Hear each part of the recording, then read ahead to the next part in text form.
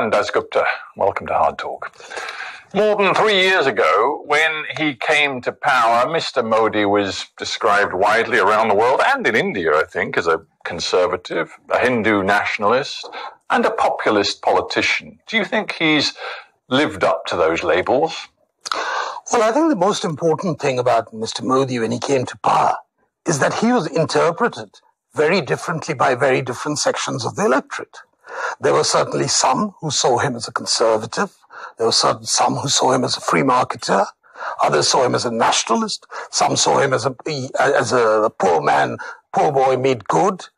And some people saw him as a member of the backward castes. So it really depends. Mr. Modi conveyed multiple images to people. Now, which one is really the real Mr. Modi? I think he's all of them. Well, which one would you...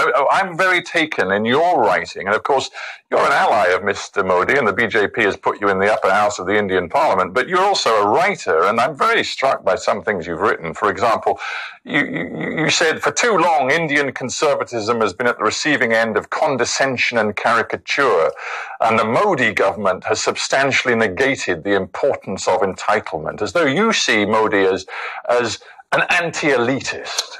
Well, I think in the United States, you call it outside the Beltway. I think Beltway is really the time. In India, we call it the Lachins mob. And that's really a set of people, perhaps privileged, perhaps English-speaking like me. I must say, in parentheses, you are part of this establishment. I would say I'm one of the orphans of Macaulay, if you might call it that way. People who exactly saw themselves as very entitled. And people whose aspirations centered on the Congress and the Gandhi family to a very large extent, and they epitomized that ecosystem.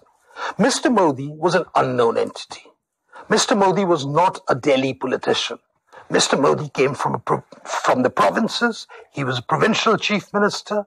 He was, in fact, ostracized and hounded for a lot of his views. He was treated as a complete outsider, outlander, in fact. Yeah, but the more you talk, the more I am hearing the echoes, the resonances of the Trump phenomenon in America. Mr. Trump came after Mr. Modi. So I think okay.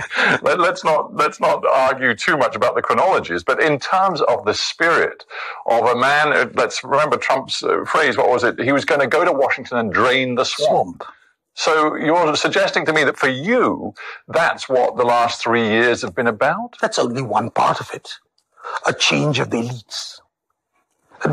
Not really a dispossession, but a relative marginalization of some of those who hitherto occupied preeminent positions. But that's only one aspect of it. I think what is really important about Mr. Modi is that after 25 years, India got a government with a full majority.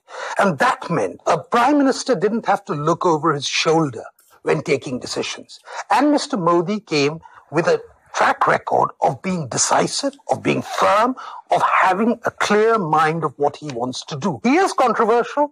I would say he is polarizing, but that's not necessarily pejorative terms. Well, we'll get to the polarizing when it comes to some of the sectarian and communal issues in India in just a moment. But actually, I want to begin by taking on board what you've just said about him coming to power, attracting the outsiders in India, and suggesting to you that those who are most outside are the poorest in India. And when one looks at the delivery in terms of poverty alleviation and eradication in India in the last 3 years, frankly, it seems to me that Mr. Modi has been found wanting. He's achieved a lot in economic terms, but he hasn't fundamentally shifted that block of Indians, some 250 million, who are living on or below the poverty line. I think Mr. Modi has done a tremendous amount to actually, the most important, try and make India a modern economy. I think what's important is that the impulses which were reflected during the election were that people wanted opportunities.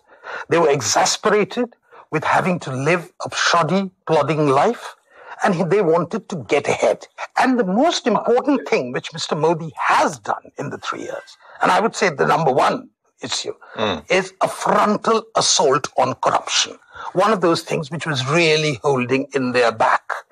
The image of India, plus the sheer venality, the inefficiencies which got into the system, I think Mr. Modi has done... Believe me, I'm going to...